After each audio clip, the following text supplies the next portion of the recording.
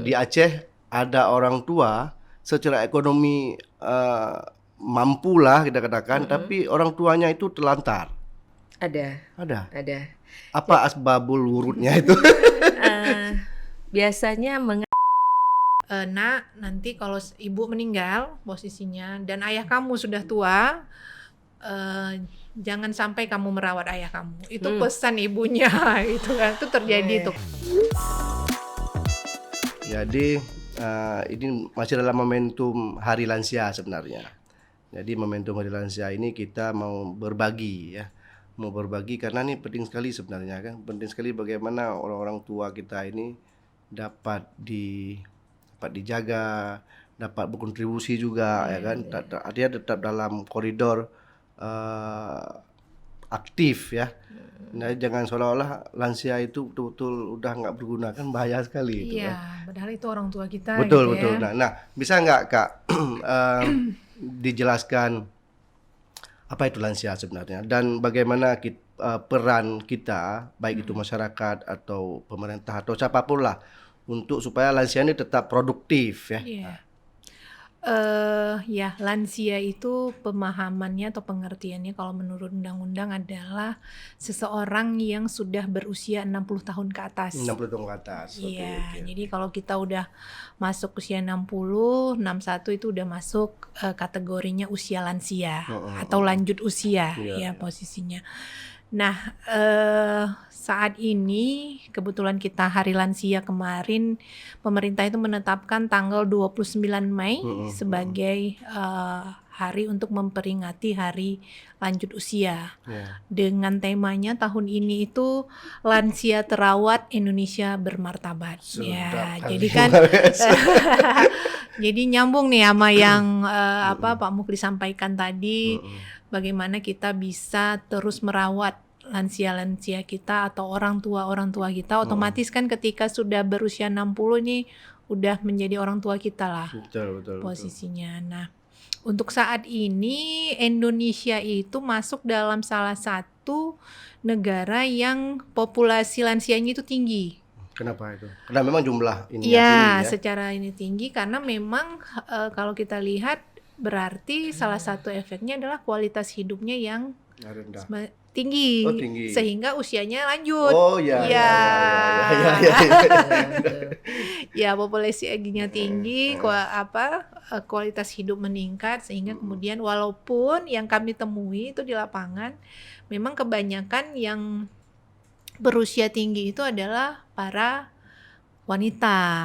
Ya, nenek-nenek ya, banyaknya tapi nenek-nenek. Usia ini kan wanita lebih tinggi usianya. Ya, angka hidup ya. Ya, wanita itu lebih panjang umur ya posisinya. Kenapa tuh Kak? Dibanding laki-laki. Wah, itu sesi tersendiri nanti posisinya kita diskusi lagi. Iya. Nah, itu yang kondisi kita saat ini. Nah, makanya kemudian ternyata dengan jumlah lansia yang banyak, yang meningkat, itu juga menimbulkan banyak dinamika dari sisi permasalahan sosial ya, karena kita dari penggiat sosial nih posisinya, pekerja sosial ya, kita melihatnya memang dari sisi permasalahan sosial yang cenderung dari beberapa tahun ini meningkat dan dinamikanya semakin beragam posisinya. Kalau dulu mungkin permasalahan lansia itu lebih ke permasalahan kesehatan, ketika misalnya kondisi fisiknya mulai menurun posisinya. Nah, kalau saat ini itu banyak hal yang terjadi. Ada isu penelantaran di situ, ada. Itu di Aceh Kak? Iya, di Aceh. Jadi di Aceh yang masalah lansia yang paling dominan itu apa aja Kak? Yang paling ya ini latar belakangnya yang memang sering kami tangani ya posisinya. Mungkin best practice-nya bukan base penelitian atau best practice-nya yang kita tangani memang isunya isu ketelantaran. Isu ketelantaran di mana ketika mereka memasuki usia lansia itu kemapanan ekonomi tidak ada. Dalam artian kerawanan finansial terjadi posisinya. nanti itu berkaitan lagi dengan isu pengasuhan ya, di mana mereka tidak anak-anak mereka ini tidak punya juga kemauan atau Untuk mengasuh orang tuanya. Iya, untuk mengasuh atau merawat. Dan di Aceh memang ada itu. Insya Allah ada. Kak Arisna ini penulis nih. Ya, Ini kali penulis ya. gitu kan. Produktif sekali Jadi nulisnya. mungkin juga menemukan Kak Arisna ada nggak temuan misalnya best practice saja, maksudnya yang dilihat aja di Aceh ada orang tua secara ekonomi mampu lah kita katakan, tapi orang tuanya itu terlantar. Ada. Apa asbabul wurudnya itu? Biasanya mengatasnamakan kesibukan bekerja. Jadi kalau dulu kita bandingkan tuh, misalnya anak perempuannya itu sudah berkeluarga tapi tidak bekerja, bisa berbakti dengan merawat orang tua. Sekarang anak-anak perempuannya juga bekerja, beraktivitas di luar rumah, di ranah publik, sehingga waktu untuk di rumah itu lebih sedikit. Jadi berdasarkan hal tersebut, sehingga orang menganggap kesibukan itu disalahkan. Orang-orang menganggap anak-anak ini tidak berbakti. Padahal dia juga udah disekolahkan, diberi kesempatan untuk beraktivitas di luar. Tahu-tahu harus berhenti dengan alasan menjaga orang tua. Satu sisi kita akan melihat itu dari sudut pandang agama, kewajiban kita, tapi dari sudut pandang yang sekarang terjadi itu agak sulit kita memilah-milah itu kan. Cuman pengalaman kami yang saya ingat ada 2 itu. Pertama, ibu tersebut mantan pegawai negeri, mempunyai penghasilan sendiri, suami sudah meninggal, anak-anak sudah kerja dan mapan. Dan terlantar. Tidak terlantar, tapi meminta untuk dimasukkan ke dalam panti jompo. Ya Allah. Itu di Kota Banda Aceh tahun kemarin. Nah, kemudian ada juga Alasan dia kenapa tuh, Kak? tidak ada kawan di rumah. Oke. Tidak ada kawan di rumah, jadi katanya kalau di panti jompo dia jadi abet lah kayak gitu. Kalau Kalau mengalami keterasingan iya, sosial karena dan anak-anaknya kesepian. mampu gitu kan. Iya. Tapi betul kalimat itu, kesepian. Iya, kesepian karena pasangan hidupnya udah nggak ada lagi biasanya. Pasangan hidup sudah tidak ada lagi. Ada juga yang sangat berbekas itu saya tuh pada saat ibu ini adik kakak bertiga, perempuan semua, tidak mau lagi menjaga orang tuanya dengan alasan terlalu mencampuri urusan keluarga. Urusan keluarga si anak gitu. Jadi ingin memasukkan orang tuanya ke panti jompo gitu kan. Itu kan kalau kami lihat sih memang secara tak langsung kita menelantarkan orang tua kita gitu. Betul. Nah, maksudnya itu Karena pada jompo itu kan alternatif terakhir iya, betul. pada saat panti jompo itu pada ketika semuanya sudah nggak ada kekuatan, keluarga, tidak ada apa, disitulah peran negara kan. Kalau pada saat ini masih ada anak, bahkan masih ada keponakan bagi lansia-lansia yang tidak berkeluarga, tidak menikah, itu kan nanti waktu dia lansia kan keponakannya akan berperan besar di situ kan, keluarga besarnya gitu. Nah, hal-hal seperti itu memang kita kadang-kadang miris. kok tega ya, kayak gitu. Apakah nanti saya lansia akan seperti itu? Gitu. Itu juga jadi ketakutan sendiri. Dan analisa Kak Arisna ini, apakah di kabupaten lain di Aceh juga ada? Ada. Kalau berbicara kabupaten lain mungkin lebih ke Lebih besar. kayak ada terjadi seperti itu. Jadi Dan masalahnya sama ini, dominannya lebih kurang apa? masalahnya sama. Jadi memang ketika problemanya itu ketika mereka lansia, mereka nggak siap. Nggak siapnya ya tadi dari sisi finansial, dari sisi perawatan posisinya. Ini kan pasangan untuk yang berpasangan, pasangan hidupnya bisa jadi salah satu sudah meninggal. Betul. Untuk yang memiliki anak, anaknya sudah punya keluarga masing-masing posisinya. Apalagi untuk anak sendiri juga sudah punya kehidupan masing-masing, punya hal yang harus dia perhatikan, sehingga kan si lansia ini kayak kita bilang tadi, di samping kesepian, dia juga nggak punya sumber kapasitas lain. Kalau dia masih sanggup mencari penghasilan, itu akan membantu. Tetapi kan kita pahami ketika sudah usia lansia itu kemampuan fisik kita semakin menurun. Betul, Banyak betul. penyakit-penyakit regeneratif itu terjadi, mulai dari darah tinggi, asam urat, jantung dan lain-lain kan posisinya. Nah, itu juga kan akan menghambat mereka memenuhi kebutuhan sehari-hari. Posisinya itu dari sisi pemenuhan kebutuhan fisik. Tapi dari sisi pemenuhan yang lain, perhatian, kasih sayang dengan kondisi anak yang berkeluarga. Iya, kalau jaraknya dekat. Kalau jaraknya jauh ke sana ke sini, nah itu juga jadi satu kendala. Jadi memang di sini kalau kita kaitkan memang penting hadirnya layanan-layanan untuk bisa mengisi kekosongan itu. Betul. Nah, posisinya. Tadi Kak Risna nyebutin kan panti lansia. Ada Banda Aceh. Ada untuk di Banda Oh, Aceh. Banda Aceh. Ya. Kita punya satu ya milik pemerintah daerah nih. Di hotel lain ada juga. Di kabupaten lain itu ada, tapi tidak semua merata 23 kabupaten. Hanya ada 5 kabupaten yang punya, tapi itu pun milik masyarakat. Oh, oke. Bukan milik pemerintah, posisinya milik masyarakat. Jadi kalau kita berbicara ke isu sebelah, misalnya panti asuhan ya, panti anak itu lebih banyak. Lebih banyak ada gitu penyediaan layanannya.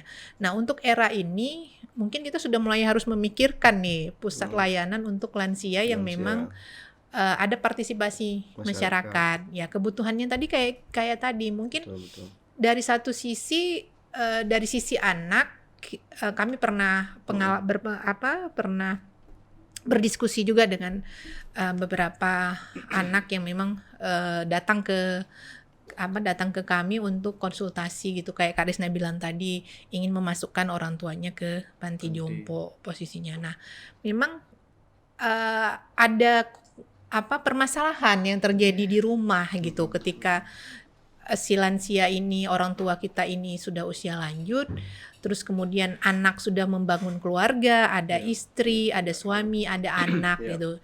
Jadi tidak dipungkiri bisa terjadi konflik. Nah, si anak ini juga kan serba salah nih, apakah menyelamatkan keluarga atau tetap dengan orang tua. Nah, bagaimana cara keluarga juga terselamatkan, orang tua juga terininya. Mungkin harus ada alternatif layanan nih di sini seperti apa ya? Mungkin alternatif lembaga layanan untuk lansia itu sudah mulai dibutuhkan. Apakah sifatnya mungkin daycare posisinya atau memang long term ya? Memang tinggal di situ lama. Mirip kondisi kita mengasuh anak lah. Posisinya kalau kita analogikan nilai ketika orang tua bekerja nih, anak siapa yang asuh? Kalau untuk anak udah lebih cepat nih layanannya, ada PAUD, ada ini kan, anak kita titipkan di PAUD, orang tua bekerja, pulang orang tua bekerja, anak dijemput. Nah, mungkin ini jadi satu solusi juga. Orang tua juga gitu. Beliau butuh teman kan, butuh berkegiatan, butuh ini. Nah, daycare untuk lansia ini juga udah ada kebutuhannya ya, posisinya menjadi salah satu alternatif. Betul Kak, berarti ini salah satu sumber atau hilir masalah lansia ini di pengasuhan ya. Kak Risna ini pernah disafir deh. Sama kami. Ini semua kopah ya. Kak Risna, kalau ini hilirnya itu di hulunya itu pengasuhan, berarti ada nggak misalnya beberapa yang lansia terlantar itu sebelumnya dia juga ikut melantarkan orang tuanya yang hari ini usianya 65 tahun. Dia itu kan punya ibunya, berarti dia pernah mungkin melantarkan ibunya. Ada nggak kasus-kasus seperti itu? Artinya yang kakak bilang tadi apa? Ada keterkaitan ada nggak? Posisinya. Kalau saya pribadi mungkin belum ketemu ya, mungkin teman-teman saya yang lain ada kayak gitu kan. Tapi yang saya ingat setiap dari kasus lansia itu, kalaupun misalnya si anaknya sibuk atau apa, itu karena orang tuanya sibuk itu dulu. Nggak usah jauh-jauh lah. Anak saya aja yang kecil bilangnya gini, Mama asik pergi aja katanya. Mama asik pergi aja. Prihati Tuhan. Tuhan, tolong kan. Cuman kayak tadi juga menambahkan sedikit yang dari Rita sampaikan soal penyediaan layanan untuk lansia karena anak sudah banyak. Saya pernah mendengar dari ibu-ibu wirid lah waktu kami wirid dibilang kalau kita cari yang jaga anak lebih mudah karena anak itu lucu, manis, wangi. Tapi untuk jaga orang tua tuh cukup susah gitu. Kan banyak juga yang lansia-lansia yang stroke, udah cari anaknya cari tuh perawat harian. Itu sangat sulit dibandingkan mencari pengasuh anak yang untuk di home care kayak gitu, untuk di rumah kayak gitu. Jadi pada saat ibu itu ngomong dalam lingkungan itu kan yang ikut wirid rata-rata ibu-ibu lansia kan. Itu saya mikirnya benar juga nih, apakah jadinya kita harus mempersiapkan diri nanti waktu lansia itu supaya paling tidak jangan parah-parah kali lah kok sakit. Paling tidak kita berarti salah satu cara mempersiapkan dirinya bagaimana nih supaya jangan ketergantungan kali sama anak, sama keluarga gitu kan. Nah, hal-hal seperti itu teringat saya, paling nggak kayak Rita bilang, kami juga sudah masuk pralansia gitu kan. Kok udah di atas 40 kan udah pralansia kayak gitu. Jadi udah harus kita mesti dia ada kata bijak ya apa posisinya. Orang tua itu mampu mengasuh sampai 8, 9, 6 anaknya. Tapi anak yang 8, 5, 6 itu belum tentu sanggup mengasuh orang tuanya. Padahal hanya satu. Sepasang mungkin suami ayah dan ibu itu belum tentu sanggup melakukan itu. Itu ada kaitan dengan istilah hutang pengasuhan tadi. Ya salah satunya ya. Nggak mampu kita berarti ya. Kita belum mampu karena memang mengasuh lansia itu atau merawat lansia itu butuh dari sisi agama kita perlu pemahaman, dari sisi kesehatan kita perlu pemahaman, dari sisi sosialnya perkembangan psikologisnya juga kita perlu pemahaman. Jadi memang butuh sekali kedewasaan yang luar biasa ya posisinya. Bagaimana ketika beliau nanti kan namanya juga lansia ibarat kalau kita ibaratkan Quran ya, Quran yang sudah jelek gitu, sudah tidak bisa kita baca lagi, sudah dari sisi bentuk sudah sobek sana, sobek sini, kan nggak mungkin kita buang, nggak bisa kita buang Quran itu posisinya. Inilah posisi lansia kita, orang tua kita saat ini. Mau nggak mau kan tetap harus ada posisi. Apa kita binasakan kan juga enggak gitu. Kak, di Aceh secara umum kalau kita lihat data sensus penduduk itu 2020 kalau saya nggak salah. Itu di Aceh itu jumlah penduduk yang produktif 40 ke bawah. Itu hampir 60% udah. 60%. Artinya ada generasi yang 60-an itu mungkin 10 atau 15%. Kalau saya nggak salah ya, mungkin 10 dan 15%. Artinya kalau ada 100 orang Aceh, berarti ada 10 itu memang lansia. Ya. Nah, dari analoginya 10 ini berapa yang terlantar? Asumsi atau analisa Kak Rita? Dari 10 ini bisa jadi 3 atau 2 itu terlantar. Lebih banyak, saya mikirnya 2. 3 atau 2 itu terlantar. Sekarang isu keterlantaran itu kayak saya bilang tadi, mungkin memang dari 3 tadi 2 terkait isu ekonomi ya.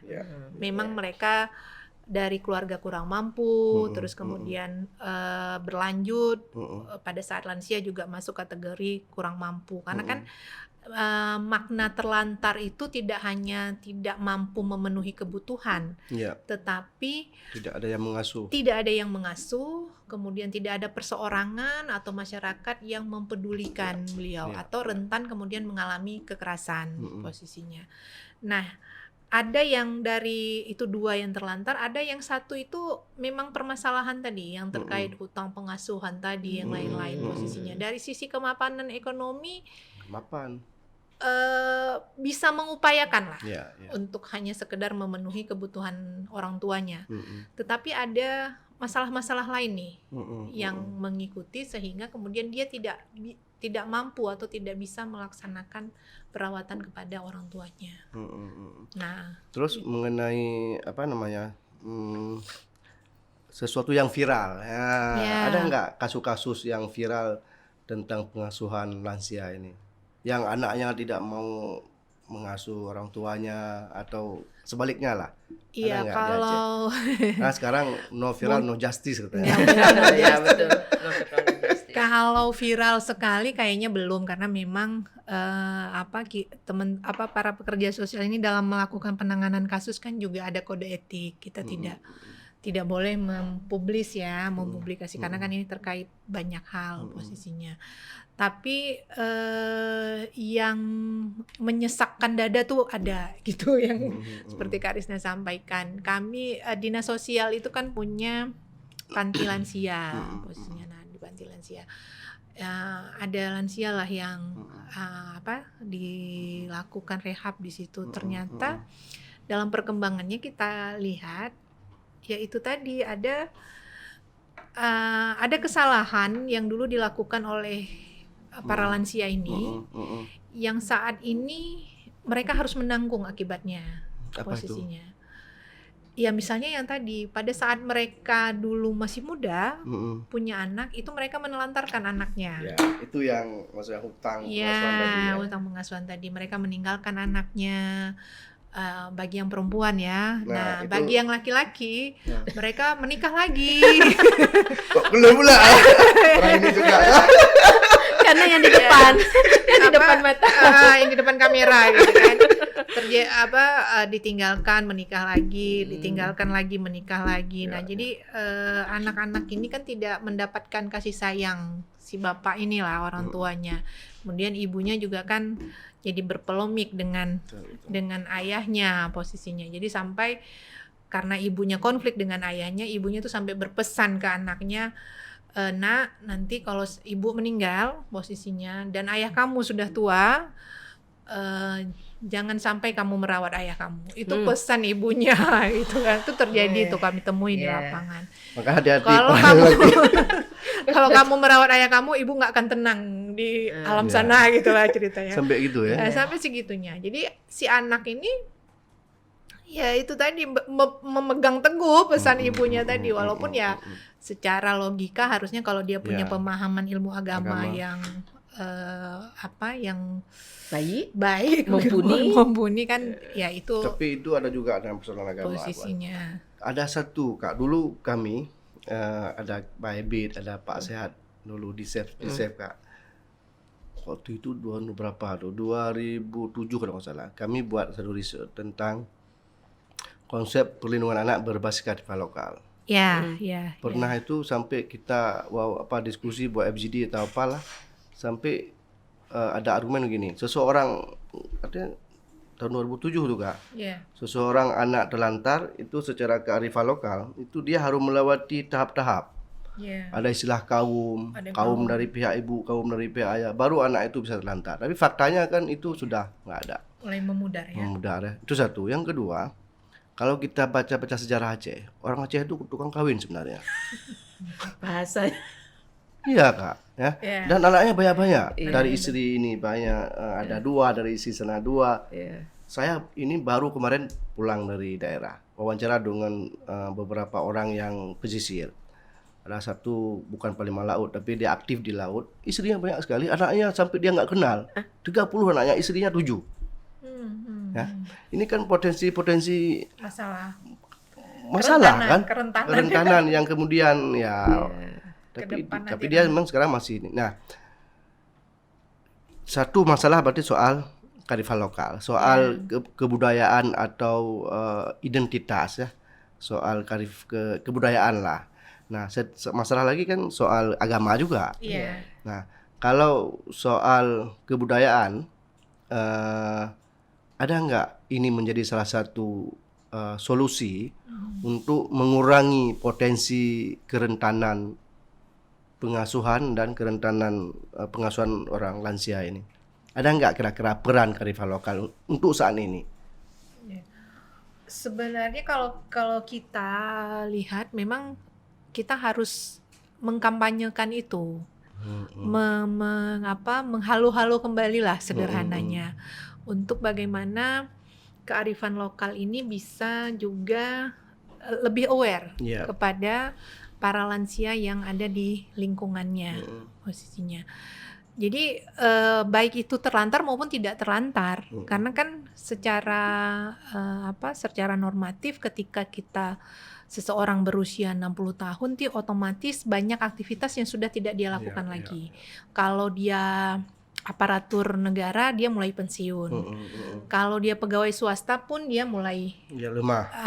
Juga masuk usia pensiun posisinya. Nah, ketika masuk usia pensiun banyak peran yang sudah ditinggalkan kan otomatis harapannya hanya lingkungan terdekat nih yang tempat dia untuk berpartisipasi, berkegiatan, mengekspresikan kebutuhan-kebutuhannya. Nah, kalau lingkungan setempat nggak memperdulikan kan mereka terkucil. Mungkin hanya di rumah. Kalau bisa masih sanggup ke masjid ya alhamdulillah posisinya. Tapi kalau lingkungannya lebih memperhatikan ya adalah awareness ya yang dibangun. Oh, kita nih ada beberapa orang yang sudah lansia, yuk diajak posisinya. Kalau dari sisi kesehatan sekarang udah ada posyandu lansia, posisinya diajak mereka untuk seminggu sekali berkegiatan. Itu bikin mereka bahagia sebenarnya posisinya. Walaupun seminggu sekali ya. Ada teman ngobrol, ada apa itu bikin mereka sangat sangat bahagia. Walaupun nanti mereka akan menceritakan hal yang sama berulang-ulang ketika kita datang hari ini beliau cerita ini, nanti kita datang minggu depannya lagi masih beliau cerita yang sama. Jadi kalau yang saya ingat dulu ada ungkapan mengasuh seorang anak itu butuh orang sekampung. Sepertinya perlu ungkapan itu kita rubah sedikit. Mengasuh seorang lansia juga perlu orang sekampung. Gitu. Kalau dulu kan seorang anak melakukan kenakalannya di luar rumah, tetangga masih aware kan, masih peduli kayak gitu kan. Minimal ngasih tahu orang tuanya, anak bapak tuh lagi di sana. Kalau sekarang sepertinya itu udah berkurang gitu kan. Sama juga kayak dengan lansia ini, apalagi yang lansianya tinggal di rumah sendirian. Kan ada juga kita temukan kapan deh itu yang meninggal sudah beberapa hari karena dia tinggal sendirian tanpa diketahui. Iya, tanpa diketahui. Di Banda Aceh ada juga awal tahun lalu. Maksudnya sudah ada aroma gitu kan. Karena kita memang sudah kurang peduli. Memang ya saya akui saya juga kadang-kadang harus menghafal juga nih lansia di lorong mana. Jadi satu dusun tuh kita mau tak mau harus ingat orang-orang di kampung kita sendiri. Paling tidak itu kan lingkungan terkecil kita. Jadi memang berat juga, berat ternyata. Dan itu ada kaitannya dengan agama. Seharusnya sebagai negeri syariah ini itu harus kita ini kan lagi. Ada nggak aturan lokal, kanun, fatwa MPU atau apa supaya perhatian terhadap anak kepada orang tua itu atau pengasuhan lansia ini ada yuridisnya, ada nggak? MPU misalnya mengeluarkan fatwa atau kanun misalnya. Kanun apa gitu. Itu wewenangnya Pak Muklis untuk mengajukan. Itu kan. Tapi menarik nih.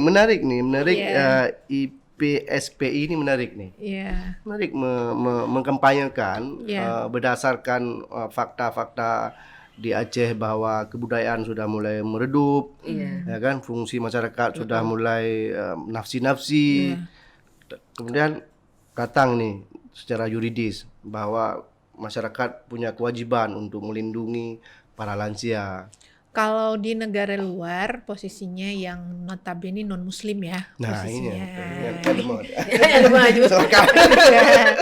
Di negara luar yang notabene non muslim, perlindungan sosial negara maju lah juga ya, misalnya kayak Jepang kita bilang perlindungan sosial kepada lansia ini sudah cukup bagus posisinya. Mereka dalam bentuk apa? Layanannya dalam bentuk semua sektor, ya termasuk landasan hukumnya, dalam berbentuk berbagai sektor posisinya. Angka harapan hidup kan meningkat nih, berarti banyak penduduk yang usianya lanjut. Nah, secara ikatan kekeluargaan mereka kan juga nggak kuat kalau Ya. di negeri-negeri itu gitu kan posisinya. Contohnya lah Jepang lah, karena Iya. paling tinggi lansia Jepang. itu kan di Jepang. Jepang terus diikuti Cina, sekarang Iya. India ya Iya. posisinya. Kita Nah, mau berapa? Kita Belum tahu 10 nih saya, besar. kita nomor berapa? Tapi Lupa. Indonesia masuk banyak dong. Secara Jumlah, analisis ya. ininya termasuk tinggi Karena kita jumlah eh, penduduk ya. ininya. Nah, jadi mereka tuh udah mempersiapkan regulasi yang sudah dilaksanakan untuk para lansia Lansia. ini. Senior citizen lah mereka sebutnya Oke, kan. ya. Para lansia ini dari mulai misalnya layanan kesehatan posisinya, ada fasilitas jemput ke rumah, ada ini. Ketika si lansianya aktif, itu sudah ada tabungan-tabungan untuk sebelum lansia lah ya. Ketika itu udah ada tabungan-tabungan untuk ini, untuk usia lanjutnya. Terus kemudian ketika memang ditemui tidak ada keluarga atau apa, itu mereka udah sadar diri untuk langsung mendaftar ke rumah-rumah Betul. layanan, ke tempat-tempat layanan atau rumah jompo lah posisinya, ke tempat-tempat layanan. Jadi mereka udah langsung tuh masuk ke tempat Itu menarik tuh, tempat Kak. layanan. Saya punya posisinya. satu cerita juga. Ada kawan sedang kuliah di Finlandia. Itu ada momen-momen tertentu tuh gurunya itu lansia, maksudnya orang sudah Ya, pensiun. nah itu juga Dihadirkan, penghargaan ya, dihadirkan penghargaan. 1 jam Ya. atau 1 hari untuk Betul, pengalaman dia, cerita dia, anak-anak Iya. tuh dengar. Itu pasti Iya. si orang Di Aceh, tua itu di- sangat semangat ya Senang. kan, Nah, diberi itu- Di kesempatan. Indonesia ada nggak kayak belum, gitu? belum. Itu penghargaan ya bagi lansia plus juga pemberdayaan untuk mereka. Nah, jadi di mereka itu sudah ada aturan itu. Jadi lansia-lansia yang masih produktif, masih aktif itu ditempatkan di lini-lini layanan yang sederhana. Iya. Misalnya beliau nanti misalnya di mall nih, beliau bagian menunjukkan arah aja. Pak, ini kemana? Itu beliau. Habis itu mungkin di Di sekolah-sekolah. sekolah. Jadi dosen tamu, Ya, jadi guru iya. tamu. guru kan? tamu, Iya, guru iya. tamu. Jadi memang dihargai dan dipekerjakan. Betul, Nah, mereka betul. mendapatkan penghasilan bisa menghidupi kondisi kehidupan dia posisinya. Kalau di kita kan ya belum lah sampai di situ, masih Di provinsi menua lain, sendiri. di provinsi lain ada nggak regulasi tentang menangani lansia nih? Baru regulasi itu mungkin baru beberapa peraturan, misalnya Jogja kalau nggak salah saya punya Perda ya? ya perda, masih selevel perda tentang pelayanan publik untuk lansia. Terus kemudian mungkin ada kalau di tingkat Kementerian Sosial, di tingkat pusat sebenarnya digagas itu, didorong ada lingkungan ramah lansia. Kalau kita dulu di ramah anak. Iya. Sekarang udah ada kota layak anak, mungkin Iya. akan ada kota layak lansia. Posisinya itu. Karena mereka kan juga masuk di sebenarnya analisis kelompok rentan kan, Ya, posisinya masuk di. Ya. Sekarang kan kita berbicaranya Yang mesti arah-arah perlu perhatian. ya inklusi segala macam kan, masuk di gender, anak, lansia posisinya. Nah, untuk gender dan anak ini mungkin udah banyak yang ngomong, menyuarakan segala macam organisasi dan lain-lain, pusat layanannya pun banyak. Nah, lansia ini masih kurang. Sedikit. Jadi dengan Sedikit.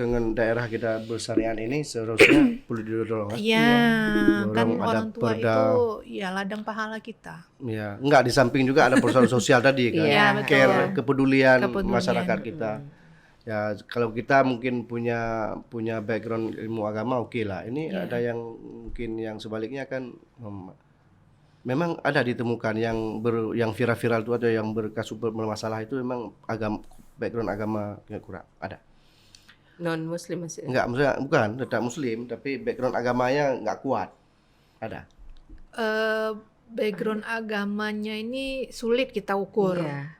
Kuat apa Karena enggak kita kuat. semua bersyariah. Iya, makanya Iya. agak sulit untuk Tapi di sini kan, sulit ya betul. bukti empirisnya ya dia tidak mau mengasuh orang tuanya dengan berbagai alasan. Jadi kan kita bisa mengambil kesimpulan di situ. Ya dengan alasan dendam masa lalu tadi, orang tua saya meninggalkan saya, orang tua saya nggak peduli dulu waktu saya ini posisinya. Kita khawatir Biasanya juga. kalau yang dendam masa lalu tuh dia dalam posisi mampu Ya, sebenarnya. si anaknya. Si Ah, ah. anaknya mampu secara mampu finansial. secara finansial. Makanya Kak, saya setiap hari itu kerjanya tuh ngantar anak, Kak. Ya. Nah, betul tuh. Betul. Nggak lama Ngantar antara anak tuh. Jadi kan ada kawan saya Anaknya ntar sama supir. Terus saya tegur dia, saya bilang sama dia, "Yo tuh PWTP tuh ya itu tuh." Itu Tapi betul. memang itu kan maksudnya awal-awal Itu kayak hal-hal yang sederhana yang sederhana tetapi penting gitu ya posisinya. karena kita ini kan masih ingat nih memori kita diantar sekolah oleh orang tua, Iya. peduit tangan dilikut, Ikat pakai gigi gitu lah, ikat kaki, kan masih ingat tuh memori itu kan. Benar itu. Aduh. Oke, Tunggu dulu, saya ingat kasus lansia di Lumbata. Mungkin orang iya. dinas sosial. Itu bapak tersebut tinggalnya di pakai tenda ya, Ya. pakai tenda. Pekerjaannya memulung. mm-mm. Jadi pemerintah daerah sudah melakukan asesmen, sudah inilah kan. Tapi memang si orang tuanya nggak Nggak mau mau. tinggal sama anak-anaknya. Anaknya ada 3, walaupun kehidupannya pas-pasan, tapi anak-anaknya mau menampung. Alasannya nggak mau merepotkan menantu, harus itu gimana? mencuci Ya, pakaiannya, harus memasak lebih untuk dia. Jadi si kakek ini tinggalnya dia mencari nafkah dengan memulung, tinggalnya pakai tenda. Jadi kemarin tuh pas badai sedikit tendanya terbang kayak gitu kan. Jadi viral habis itu. Sempat viral itu. 2 hari tinggal nih, habis itu dia pasang lagi. Cuman yang kita khawatirkan kan pada saat dia sakit di malam hari. Iya, ada kerawanan Tidak ada kerawanan seperti itu. Cuman kalau kita tanya kepada perangkat desa, ya perangkat desa mampunya memantau aja. Makanya mereka memberi izin untuk tinggal di tanah desa. Perangkat desa tahu, dan perangkat desa juga mengerti bahwa anak-anaknya sudah memaksa si orang tua. Itu kok pemerintah kan udah agak sulit. Nah, masuknya memang harus dari yang dengan istilah tadi kearifan lokalnya. Kalau pemerintah udah nggak bisa masuk lagi karena keinginan orang tersebut tidak mau tinggal di lingkungan anaknya gitu. Seperti itu kita bekerja di sosial ini memang Ngeri, ya. aneh-aneh kali. Mungkin Kak Rita ada yang mau sampaikan terakhir? Terakhir mungkin dari saya, kembali lagi mari kita peduli ya.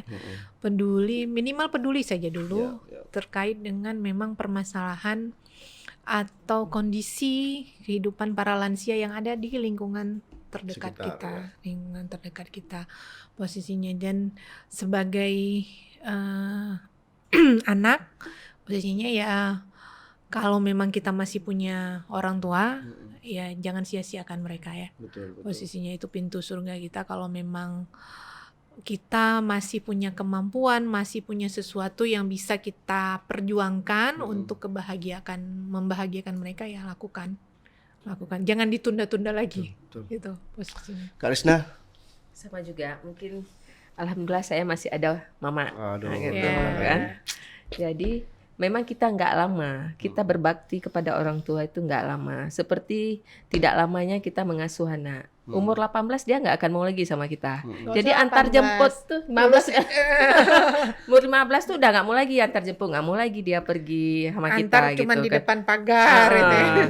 Jadi mumpung masih ada orang tua, paling tidak orang keluarga terdekat lah. Kalaupun nggak ada orang tua sendiri, cicik kita, om kita, abua kita gitu kan, pakcik dan sebagainya itu yang lingkungan sendiri itu ya memang sebentar, walaupun nanti kita duluan yang pergi, tapi setidaknya tanamkan dalam pikiran kita cuma sebentar berbakti kepada mereka.